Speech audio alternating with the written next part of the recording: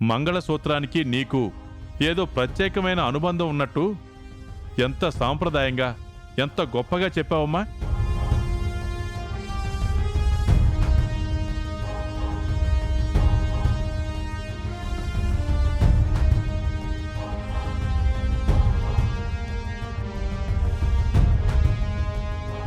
ఈ భారతదేశంలో నీలా ఆలోచించే వాళ్ళకి మాత్రమే తాళి వేసుకునే అర్హత ఉంది.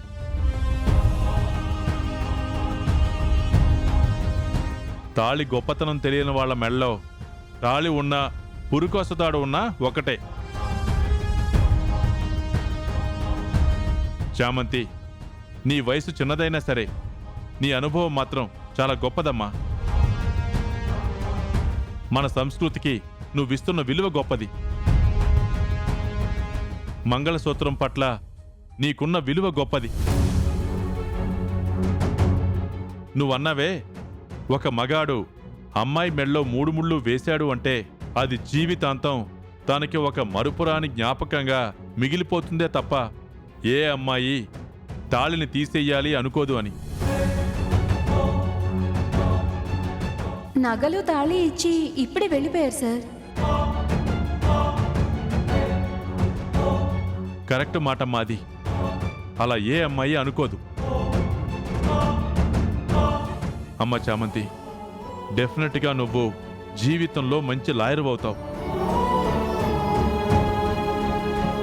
దానికంటే ముందు నీ భర్తకి మంచి భార్య అవుతావు.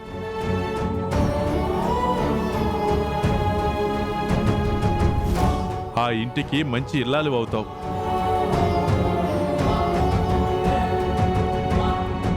ఆ కుటుంబానికి మంచి ఆడదిక్కు అవుతావు. ఇవన్నీ అయ్యే నిజాలే చామంతి, డ్యామ్ షూర్గా చెప్తున్నాను.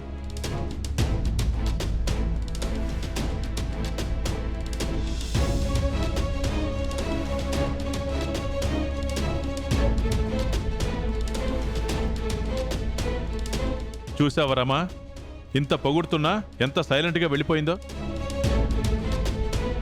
అది ఆడపిల్లకు ఉండాల్సిన లక్షణం. నిషా, ఇది నీకేమన్నా ఉపయోగపడుతుందేమో చూసి నేర్చుకో అమ్మా.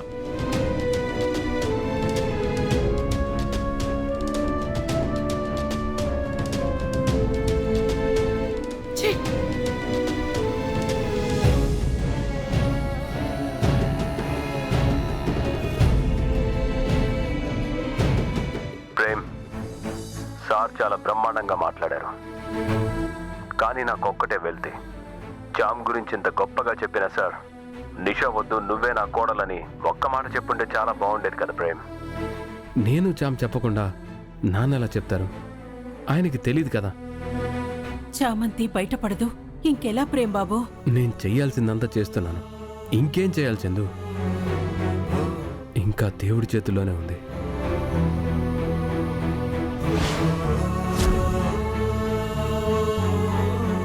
దానికంటే ముందు నీ భర్తకి మంచి భార్య అవుతావు. ఆ ఇంటికి మంచి ఇల్లాలు అవుతావు. డెఫినెట్గా నువ్వు జీవితంలో మంచి లాయర్ అవుతావు.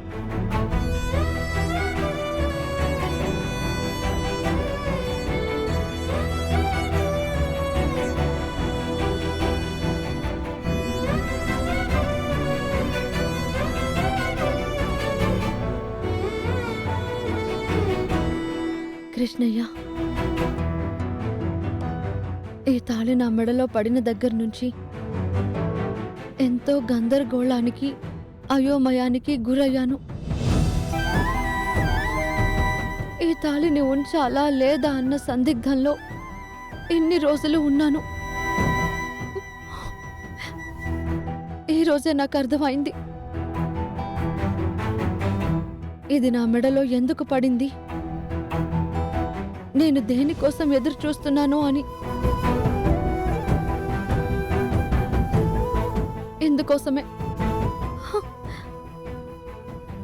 ఇందుకోసమే నా మాంగళ్యం గురించి నొక్కి మాట్లాడానా అనిపిస్తుంది. నువ్వు ఏం చేసినా ఒక అర్థం ఉంటుంది అంటారు. అది నాకు ఈ రోజే రుజువైంది. ఈ రోజు నుంచి ఈ తాళిని బరువుగా కాకుండా ఒక బాధ్యతగా స్వీకరిస్తాను. కన్నయ్య, నాకు అర్థమైంది నిజమే కదా?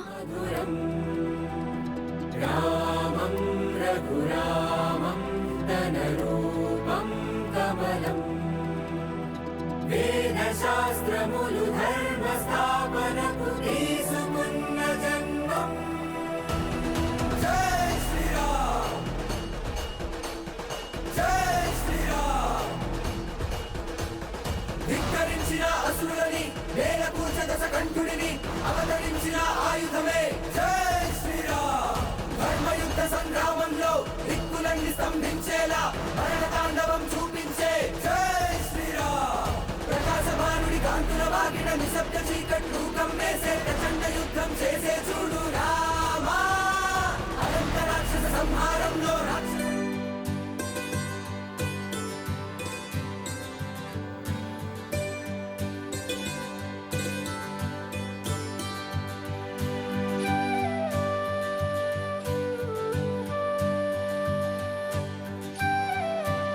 ఏంటి చంద్రిక, ప్రతి సంవత్సరంలాగే ఈ సంవత్సరం కూడా నీ పూజ, నీ ఉపవాసం మొదలుపెట్టావా?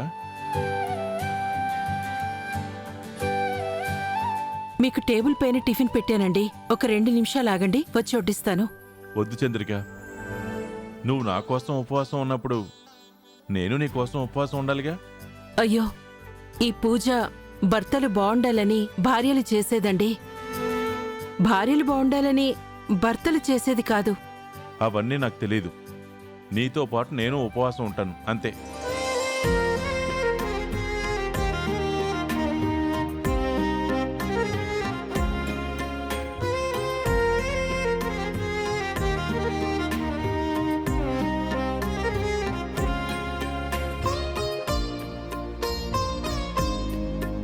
నా ఎన్ని జన్మల పుణ్యమో నీకు నేను భర్తనయ్యాను. నీ అంత మంచి మనసుకి ఏం శాపమో నాకు భార్యవయ్యావు. కట్టుకున్న భర్త పక్కనే ఉన్నా ఎవరో అన్నట్టు బతుకుతున్నావు. అందరికీ ధైర్యంగా చెప్పుకునే రోజు ఎప్పుడొస్తుందో ఏంటో.